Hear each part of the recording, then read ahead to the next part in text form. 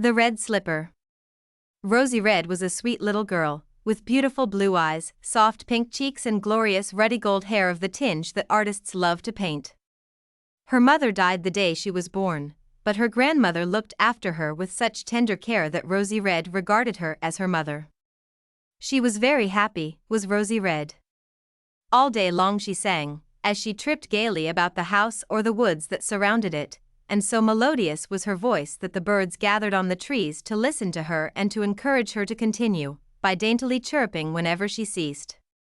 Merrily Rosy Red performed all the little duties her grandmother called upon her to do, and on festivals she was allowed to wear a delightful pair of red leather slippers, her father's gift to her on her first birthday. Now, although neither she nor her father knew it, they were magic slippers which grew larger as her feet grew. Rosy Red was only a child and so did not know that slippers don't usually grow. Her grandmother knew the secret of the slippers, but she did not tell, and her father had become too moody and too deeply absorbed in his own thoughts and affairs to notice anything. One day Rosy Red remembered it only too sadly. She returned from the woods to find her grandmother gone and 3 strange women in the house. She stopped suddenly in the midst of her singing and her cheeks turned pale, for she did not like the appearance of the strangers. "Who are you?" she asked. "I am your new mother," answered the eldest of the 3, "and these are my daughters, your 2 new sisters." Rosy Red trembled with fear. They were all 3 so ugly, and she began to cry. Her new sisters scolded her for that and would have beaten her had not her father appeared. He spoke kindly, telling her he had married again, because he was lonely and that her stepmother and stepsisters would be good to her. But Rosy Red knew different. She hastened away to her own little room and hid her slippers, of which she was very proud. "They have turned my dear granny out of doors, they will take from me my beautiful slippers," she sobbed. After that, Rosy Red sang no more. She became a somber girl and a drudge. The birds could not understand.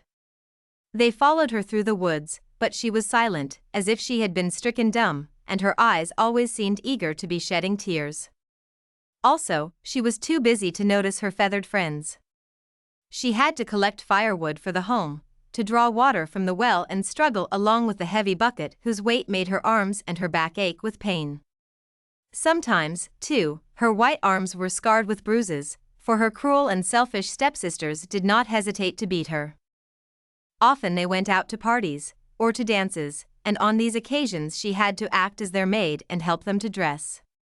Rosy Red did not mind, she was only happy when they were out of the house. Then only did she sing softly to herself, and the birds came to listen. And thus many unhappy years passed away. Once, when her father was away from home, her stepsisters went off to a wedding dance. They told her not to forget to draw water from the well, and warned her that if she forgot, as she did the last time, they would beat her without mercy when they returned. So Rosy Red, tired though she was, went out in the darkness to draw water. She lowered the bucket, but the cord broke and the pail fell to the bottom of the well. She ran back home for a long stick with a hook at the end of it to recover the bucket, and as she put it into the water she sang, "Swing and sweep till all does cling, and to the surface safely bring."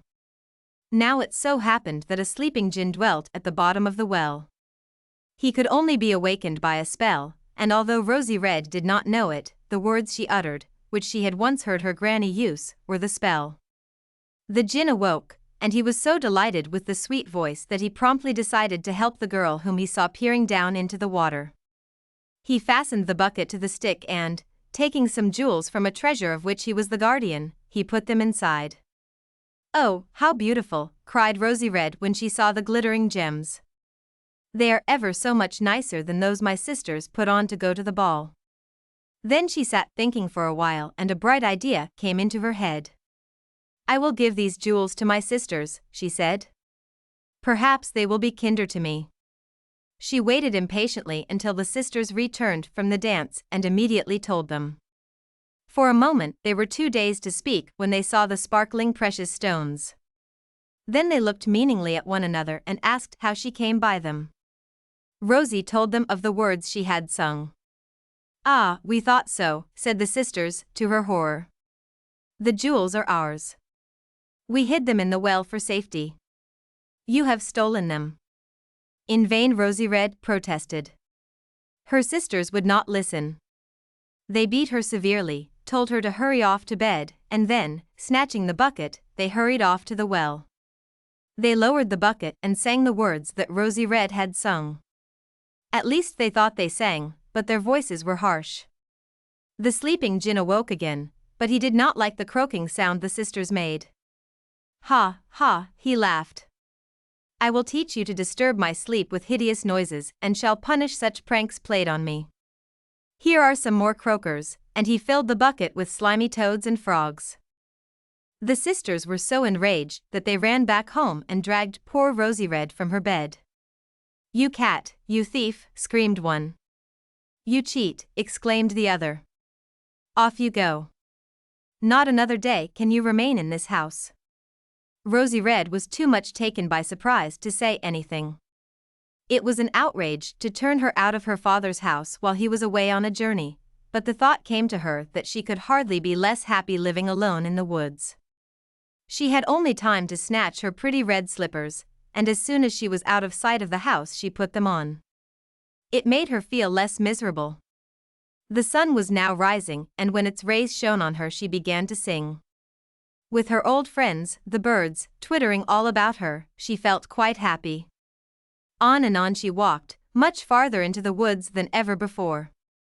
When she grew tired there was always a pleasant shady nook where she could rest. When she became hungry, there were fruit trees in abundance, and when she was thirsty she always came to a spring of clear, fresh water. The magic slippers guided her. All day long she wandered, and when toward evening she noticed her slippers were muddy she took them off to clean. And then darkness fell. It began to rain and she grew frightened. She crouched under a tree until she noticed a light some short distance away. She got up and walked toward it. When quite close, she saw that the light came from a cave dwelling. An old woman came out to meet her. It was her grandmother, but so many years had passed that Rosy Red did not recognize her. Granny, however, at once knew her. Come in, my child, and take shelter from the rain, she said kindly, and Rosy Red was only too glad to accept the invitation. The inside of the cave was quite cozy, and Rosy Red, who was almost completely exhausted, quickly fell fast asleep. She awoke with a start. My pretty red slippers, she cried.